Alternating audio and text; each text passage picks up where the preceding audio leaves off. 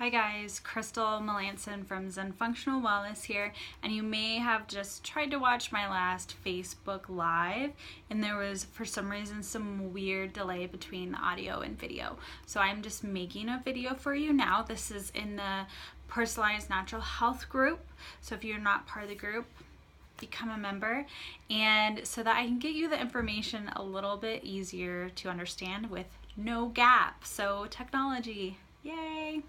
But so what we were talking about today is, do you have metabolic damage? And so you may have heard the term metabolic damage before, and this is often used when referring to yo-yo dieting, or if you've been dieting for too long and too much of a calorie deficit.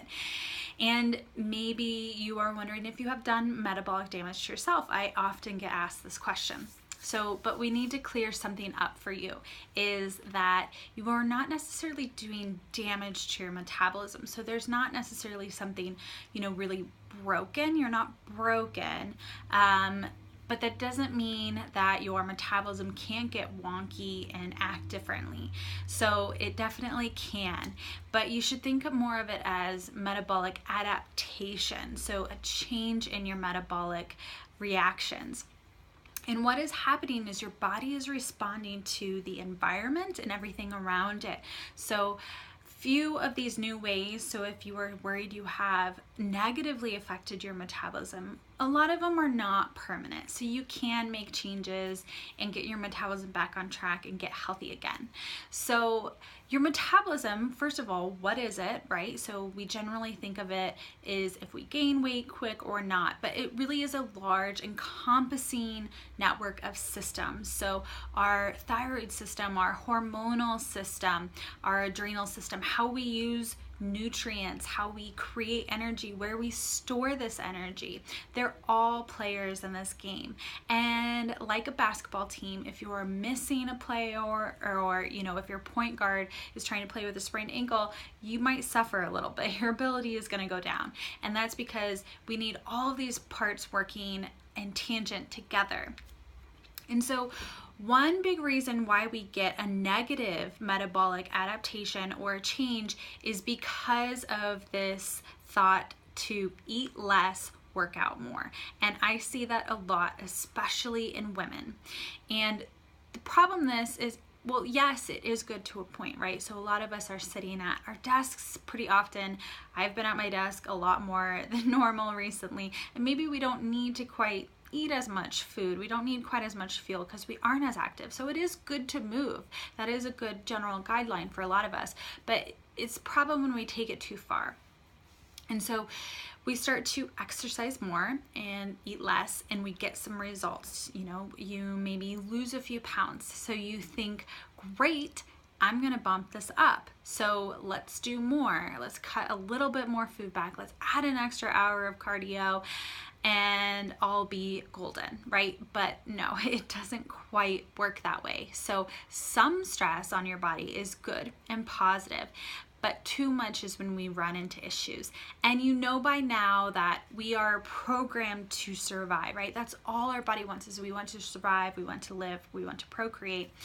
And we want to handle these times of hard stress that, our species has gone through many times so that we can keep going. And that's what our body wants. So if it feels like famine is coming on, some point of stress is coming on harder, a drastic change in input or drastic change in stress that we aren't used to, in the way of, maybe limiting calories a lot, nutrients a lot, it's going to do what it needs to survive.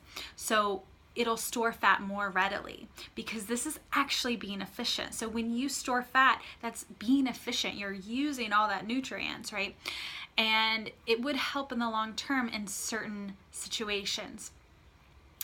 And then your body might say, hey, I want you to crave more. I want you to eat more. Let's bump up that appetite, because that's going to get more food and more fat. So these times of stress, we will be ready. We will be prepared.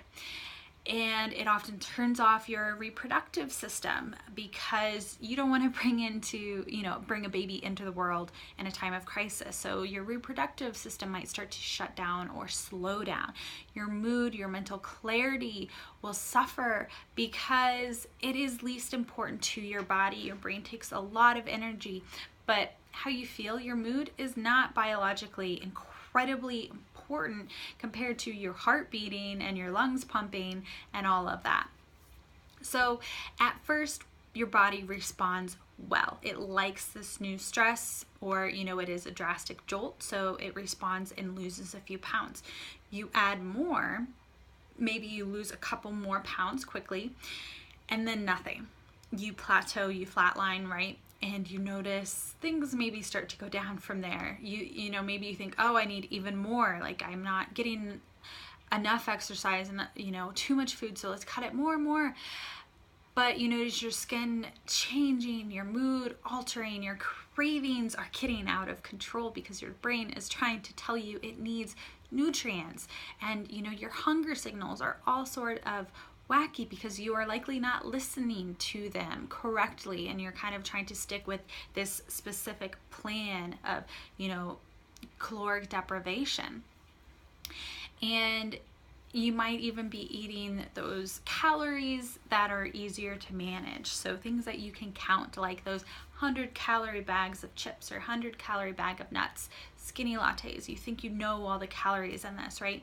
But they're not real nutrient-dense foods, and so you can run into a real issue with vitamin deficiencies.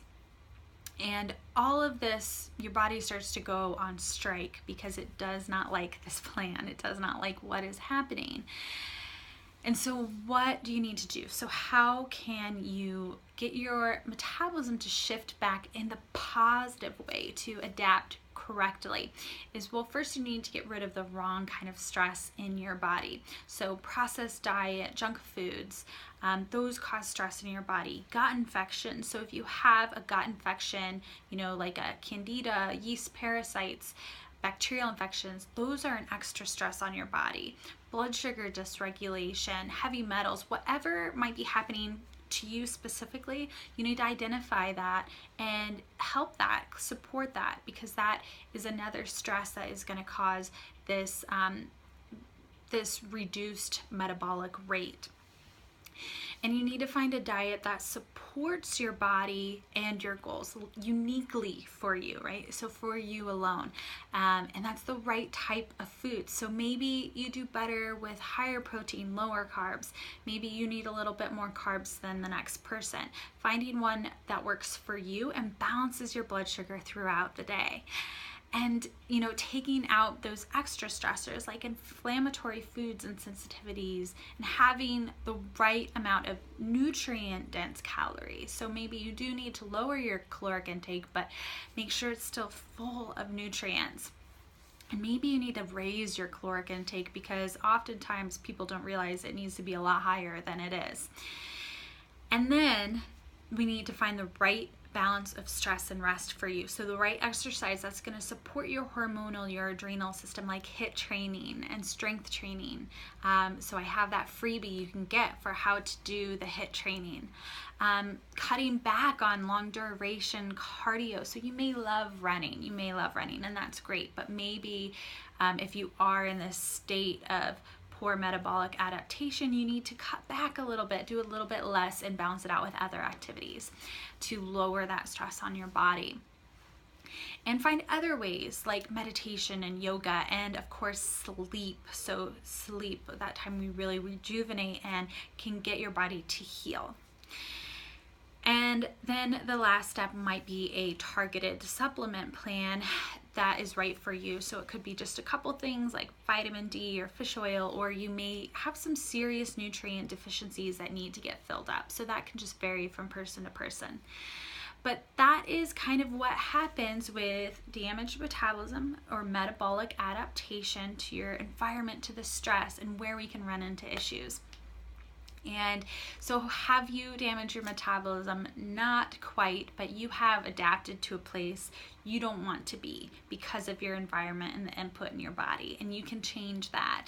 So I have practical ways for you to help get your metabolism back on track. We talked about it on the blog post this week at zenfunctionalwellness.com. You can also find that post over in the personalized natural health group here on Facebook, and download your freebie, download your free HIIT training guide to boost your metabolism. So be sure to head over and join that group so that you can find some practical ways to personalize your health, personalize your diet, and you can ask more about this topic there, and we can discuss it in more detail if you would like. So thank you so much for joining me. I'm sorry about that Facebook Live, but I hope this is easy for you to understand as well too. So I will catch you next week with no technical difficulties. Have a good day.